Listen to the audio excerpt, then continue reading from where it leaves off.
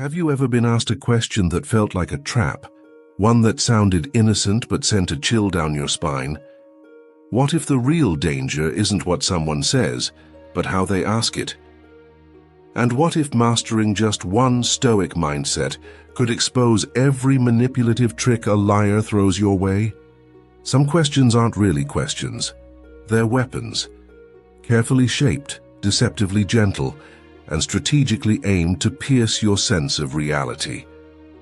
If you've ever felt that gut-level discomfort when someone asked, "Why are you being so sensitive?" Or "You trust me, right?"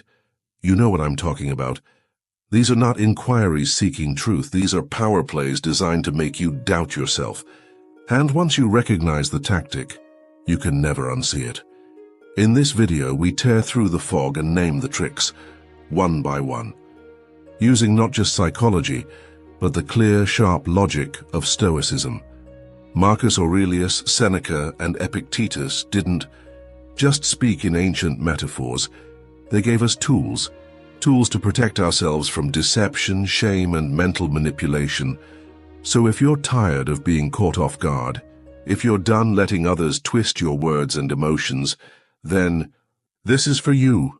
Because when you learn to pause and recognize a weaponized question for what it is, you stop being the target and start becoming the master. Let's dive into the 5 most manipulative questions liars use and how to stop them cold without raising your voice, without losing your calm, and without ever sacrificing your truth. 1. Why are you being so sensitive? This one's a classic, a dagger dressed as dialogue. It sounds like concern, but make no mistake, it's a gaslight grenade. It's not about understanding you, it's about blaming you. The real message: I'm crossing your boundaries, and I need you to feel ashamed for noticing. A liar's strategy here is simple: trigger your self-doubt, turn your emotional intelligence into a flaw, weaponize your awareness. But Stoicism sees right through this. Seneca taught us that we suffer more in imagination than in reality. This question manipulates your imagination, makes you question your own perception. So here's the truth: sensitivity is not weakness. Sensitivity is intelligence. It means you detect subtle shifts. You notice cracks before they become collapses.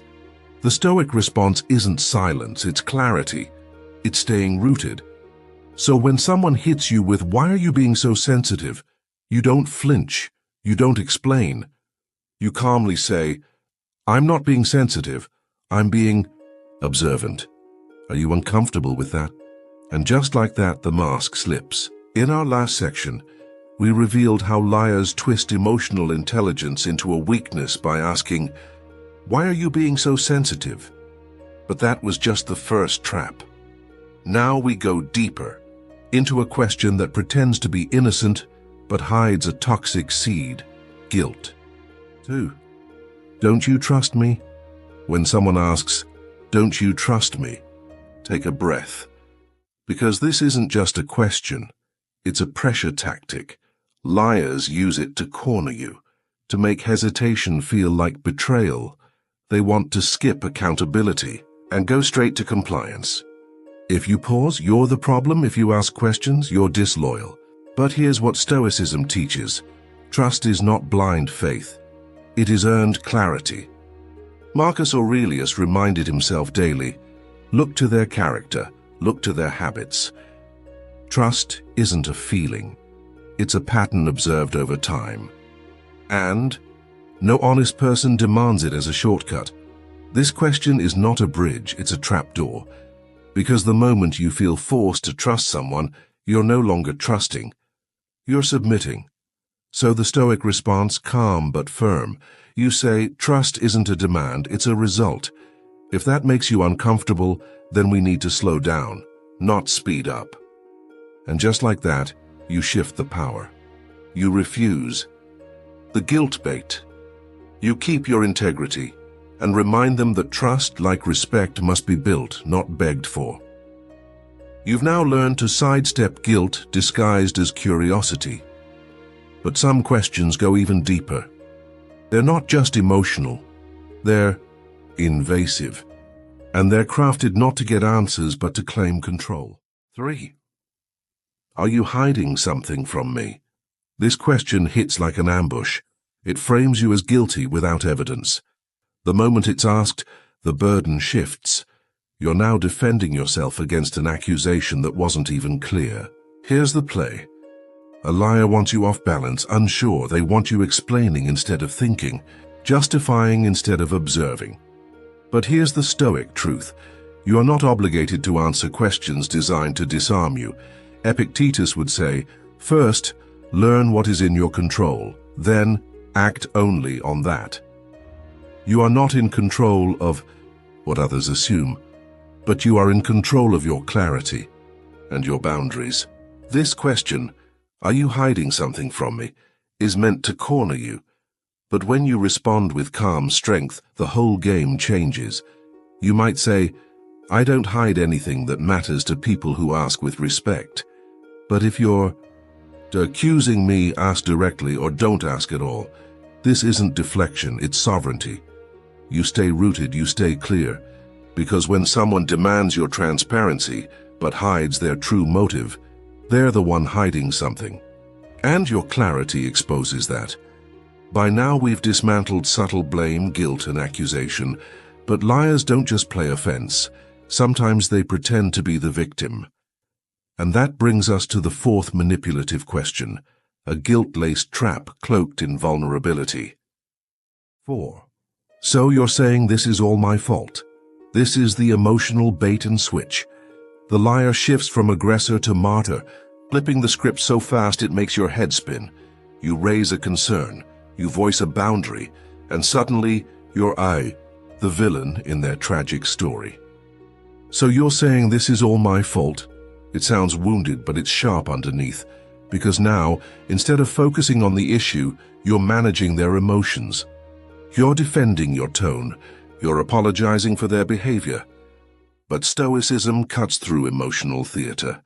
Marcus Aurelius taught, you have power over your mind, not outside events. This moment is the test. Will you fall into emotional rescue mode, or will you stay rooted in truth? Here's the Stoic path, empathy without surrender. You can say calmly, I'm not assigning blame, I'm sharing how your actions impacted me.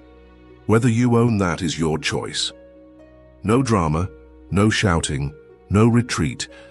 That clarity disarms manipulation faster than any defense, because truth needs no exaggeration, no performance.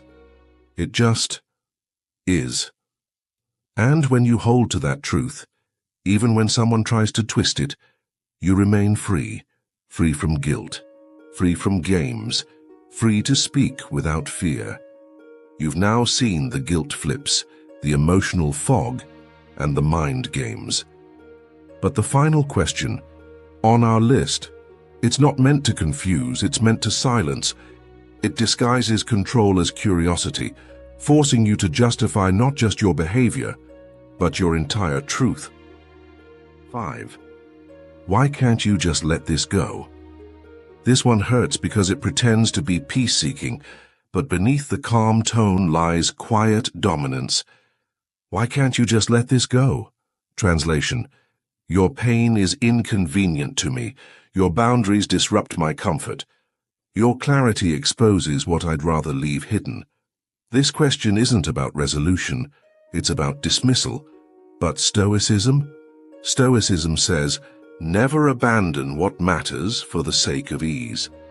Epictetus reminded us, if you want to improve, be content to be thought foolish and stupid. Why? Because growth is often misread as threat.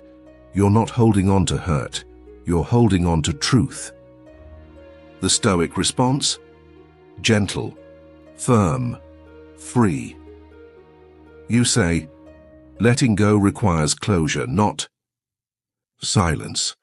I'm not here to argue. I'm here to understand and to be understood. That changes everything. It honors your peace. It honors your process. Because sometimes the most stoic act isn't letting go. It's standing firm with grace. And when you do, the liar loses. Not because you fought harder, but because you refused to fold. So let's bring it home. You've now unmasked 5 of the most manipulative questions liars use to derail your clarity, and you've learned how the Stoic path doesn't just silence chaos, it strengthens your center. These responses aren't scripts, they're habits, practices, muscles you build every time you choose presence over panic. And you don't need to be a philosopher, you just need to be aware. Because once you see through the tactic, you don't fall for the trap. So next time someone throws one of these toxic questions your way, remember, you have options. You have truth. You have calm power. And no one, not a manipulator, not a liar, not even your own doubt, can take that from you. If this helped you, share it. Reflect on it. Practice it. And above all, keep your mind clear, your words intentional, and your heart unshakable. That's Stoic resilience, and it belongs to you.